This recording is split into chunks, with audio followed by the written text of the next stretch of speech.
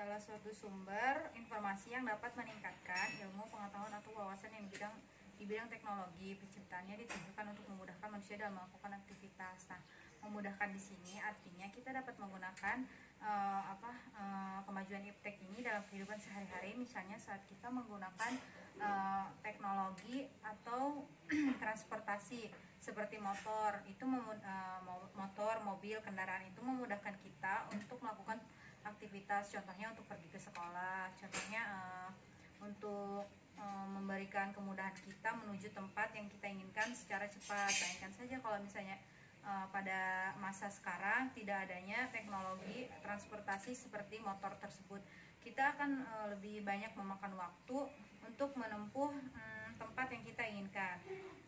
Sini juga pada abad ke-20 rekayasa teknologi yang dikembangkan oleh manusia terus mengalami kemajuan, bahkan menuju kesempurnaan.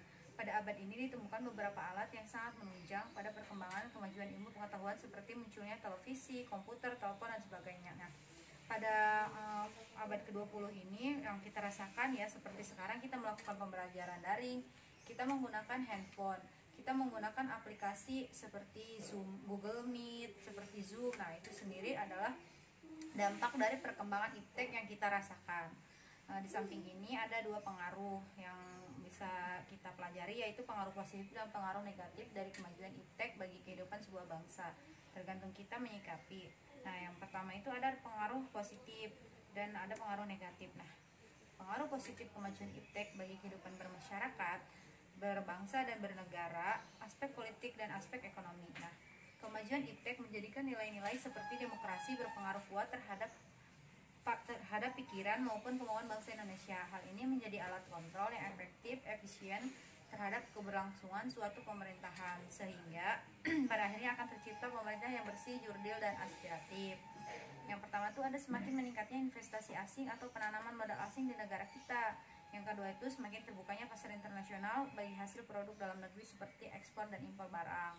Yang ketiga itu mendorong para pengusaha untuk meningkatkan efisien dan menghilangkan biaya tinggi. Nah, ada di sini juga kemajuan teknologi dan informasi yang ditandai dengan munculnya internet dan makin canggihnya alat-alat komunikasi secara langsung telah mempermudah kita untuk memperoleh informasi. Kita bisa mencontoh atau belajar banyak dari tata nilai sosial budaya, cara hidup, pola pikir yang baik maupun ilmu pengetahuan dan teknologi bangsa lain yang telah maju dari kemajuan dan kesejahteraan. Yang pertama itu makin menguatnya supremasi hukum, demokratisasi dan tuntutan terhadap dilaksanakannya hak asasi manusia. Yang kedua itu menguatkannya regulasi hukum dan pembuatan peraturan perundang-undangan yang memihak dan bermanfaat untuk kepentingan rakyat banyak.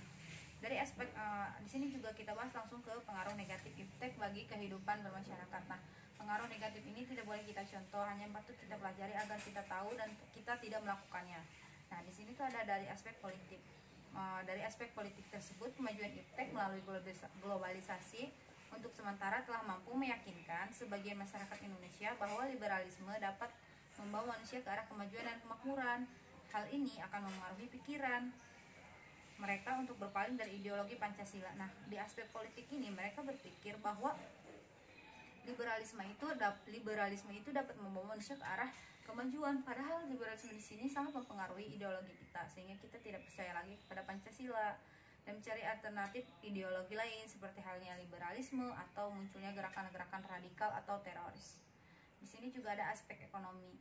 Indonesia akan dibanjiri oleh barang-barang dari luar negeri seiring dengan adanya perdagangan bebas yang tidak mengena adanya batas-batas negara. Hal Hal ini mengakibatkan makin terdesaknya barang-barang lokal, terutama tradisional, karena kalah bersaing dengan barang dari luar.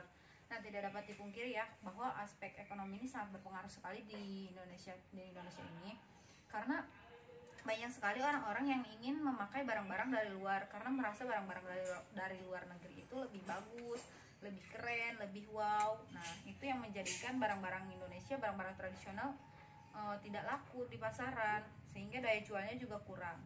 Di sini ada aspek sosial budaya.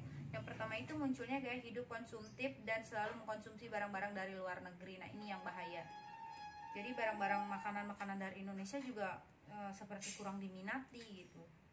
Yang kedua itu munculnya sifat hedonisme, yaitu kenikmatan pribadi dianggap sebagai salah satu nilai hidup tertinggi. Nah, contoh ya, dari kalangan-kalangan artis, kalangan-kalangan tinggi gitu yang sering memamerkan barang-barang luar negeri yang dianggap sangat mengangkat gaya hidup dia yang mewah. Nah, seperti itu. Yang ketiga itu sikap individualisme.